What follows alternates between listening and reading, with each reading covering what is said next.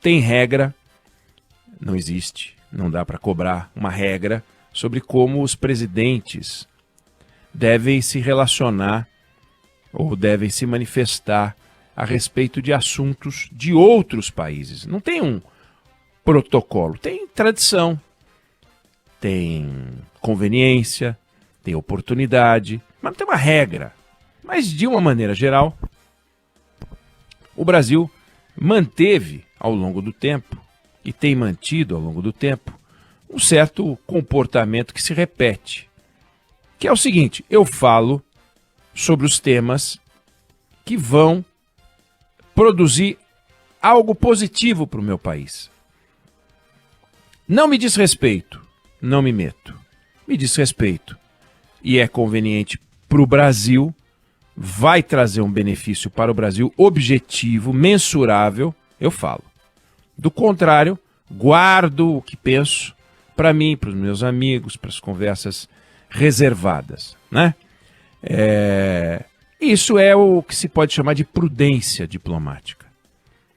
Perguntado sobre um assunto que não lhe diz respeito, o chefe de Estado trata dos assuntos que lhe dizem respeito. Isso é um princípio razoável para ajudar o chefe de Estado, o governante, a viver num ambiente adverso. Porque o Brasil defende valores como democracia, defende valores como liberdade, defende valores como soberania nacional, que aparecem em todos os tratados que a gente assinou. Mas a gente convive com países que ignoram a democracia, que não respeitam a liberdade e acham que soberania nacional vale para o seu território, mas não para os outros. Capazes, esses camaradas, por exemplo, de ameaçar invadir um território de outro país. Então a gente pega o nosso vizinho ditador Nicolás Maduro e ele falou em anexar um território da Guiana. Por quê? Porque ele é louco. Porque ele apresentou até um mapa mostrando que uma região da Guiana era dele, né? E é muito delicado conviver com pessoas como o Nicolás Maduro. E ele é um vizinho, e ele é poderoso. Fosse a Venezuela uma Cuba, uma Honduras, uma Nicarágua, já é complicado, mas você basta não se manifestar sobre Cuba, Honduras, Nicarágua, você vai levando. Mas a Venezuela está deitada sobre a maior reserva de petróleo do mundo.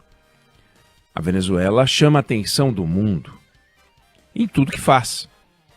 E o governo Lula, o Lula, tem simpatia por esses países todos que eu falei, mas em particular uma simpatia pela Venezuela, pelo Hugo Chávez, pelo Nicolás Maduro. O partido dele tem uma simpatia extraordinária. O MST, que apoia o PT, tem uma simpatia extraordinária.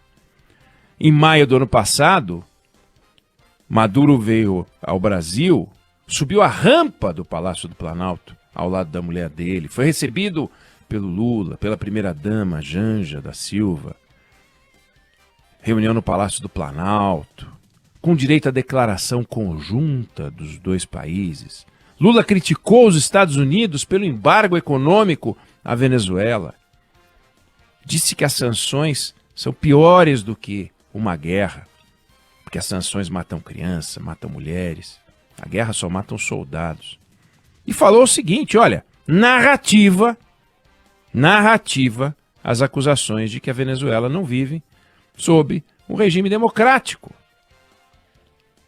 Ele falou, olha, o preconceito contra a Venezuela é muito grande. Durante a campanha eleitoral, tinha gente dizendo, se o Lula ganhar, o Brasil vai virar uma Venezuela. E ele disse que a coisa mais absurda do mundo era ver pessoas defendendo a democracia, negando que você, referindo-se a Maduro, é o presidente da Venezuela eleito pelo povo. O Maduro, disse o presidente Lula, sabe a narrativa que construíram contra a Venezuela durante tanto tempo, e que o chanceler ex-chanceler, assessor especial dele, Celso Amorim, andava pelo mundo explicando que as coisas não eram do jeito que as pessoas diziam que era. Palavras de Lula. Nós não podemos deixar que as ideologias intolerantes se imponham às ideologias extremistas, excludentes, ou você pensa como eu, ou você vai embora daqui, ou você está conosco. Isso falando sobre a Venezuela. Aí em fevereiro desse ano, agora, isso foi maio do ano passado, voltou a falar sobre a Venezuela, elogiando o processo eleitoral. Espero que pessoas que estão disputando eleições na Venezuela não tenham o hábito do ex-presidente deste país, falando Bolsonaro, se ele comparou a oposição venezuelana ao Bolsonaro. A oposição venezuelana comparada ao Bolsonaro. Isso tem cabimento uma coisa com a outra. Bolsonaro é um candidato, como outro qualquer, assim como Lula, disputou o processo eleitoral, ganhou um, perdeu outro, saiu. E a oposição venezuelana não consegue participar do processo eleitoral. Porque aquele que Lula elogiou de forma repetida, simplesmente criou um modelo que ele controla o Congresso, que ele controla o Judiciário, que ele controla pelo Judiciário o departamento que cuida das eleições e faz uma eleição que não tem a menor credibilidade. A gente não sabe se ele ganhou ou se ele perdeu, porque não tem credibilidade. Ele disse, a gente não pode já, naquela época em fevereiro, a gente não pode já começar a jogar dúvida antes das eleições acontecerem. A gente tem que garantir a presunção de inocência até que haja eleições para que a gente possa julgar se foram democráticas. Agora, o mundo, observando a Venezuela, se dividiu. Os países que desprezam a democracia, que ignoram a democracia, que não ligam para a democracia, Síria, Rússia, China, Nicarágua, Cuba, essa turma se juntou para dizer parabéns, eleições democráticas. O PT, Partido do Presidente da República, soltou uma nota. O PT saúda o povo venezuelano pelo processo eleitoral ocorrido no domingo, em uma jornada pacífica, democrática e soberana. Como é que o PT sabe que foi pacífica, democrática e soberana? Temos a certeza de que o Conselho Nacional Eleitoral, que é o TSE deles, com perdão ao TSE, mas só para explicar, que apontou a vitória do presidente Nicolás Maduro, dará tratamento respeitoso para todos os recursos que receba. O PT elogiando a jornada pacífica, democrática e soberana. Que vergonha! Um partido que foi construído com base sindical, elogiando a eleição porca num país que sufoca os sindicatos. Nenhum sindicato é permitido em certos canteiros. Os trabalhadores que trabalham com petróleo e planejam uma greve já foram ameaçados várias vezes. A doutrina de defesa venezuelana é a doutrina de defesa que foi levada para lá por um treinamento policial de Cuba. E que sabe que os focos de transformação vêm dos mesmos lugares em que vieram os focos de transformação no Brasil. Sindicatos, academia, intelectualidade, os movimentos sociais que são sufocados na Venezuela. Como é que um partido como o PT pode abençoar um lixo como é a estrutura institucional que simplesmente não existe na Venezuela?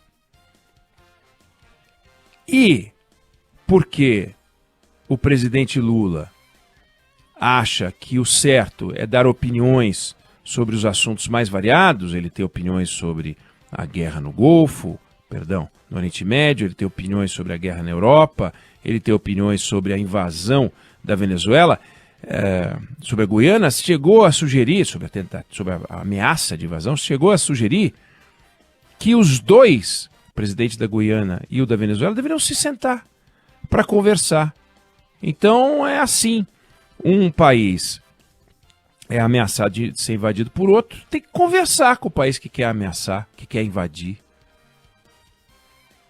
E essa posição do presidente Lula de se expor, de falar, de defender, quando ele defende algo que faz sentido, que está do lado da democracia, que está do lado dos organismos internacionais, que está do lado da democracia, da visão que ele defende aqui para o Brasil, ok, como princípio. Agora, quando ele resolve abraçar a Venezuela, não a Venezuela tem que ser abraçada e protegida, mas quando ele resolve abraçar o ditador Nicolás Maduro, homenagear o ditador Nicolás Maduro, esquecer o que esse crápula faz na Venezuela, esquecer que na Venezuela existem presos políticos, existe tortura, existe supressão dos direitos individuais, existe uma política de estímulo à imigração para que os descontentes se mandem e tirem a pressão de cima do seu governo. Quando ele esquece tudo isso e deixa de lado, ele fica na sinuca em que ele está nesse momento. Ontem e hoje, o que a gente viu na Venezuela, nas ruas de Caracas e em outros lugares, foi uma série de manifestações que terminaram, que tem morte já.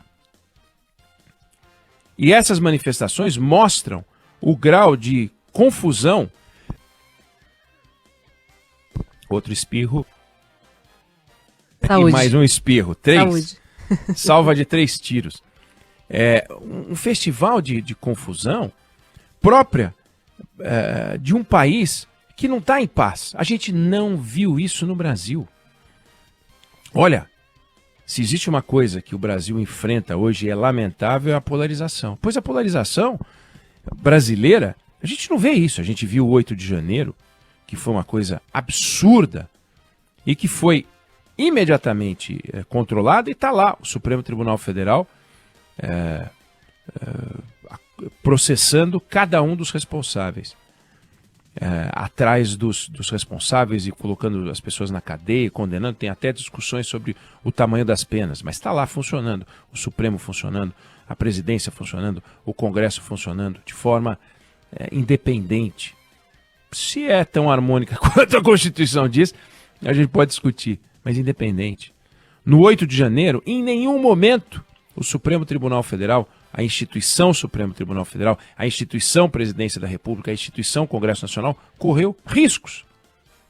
Os prédios foram depredados e as instituições saíram desse processo sólidas. Por quê? Porque o Brasil tem um apreço e um cuidado com as instituições. As Forças Armadas protegeram, não fizeram o que fizeram em 64. Não fizeram o que a gente viu em 1930. Pois a Venezuela é o sufocamento da sociedade, da liberdade de expressão. É o anti-PT. Só porque é de esquerda. Só porque tem uma relação com Cuba. Só porque o Chávez foi visitar o Fidel e os dois se apaixonaram em 94, e daí ele entra em 98 e cria uma relação com Cuba. E fica. Cuba tem uma relação histórica com a Venezuela.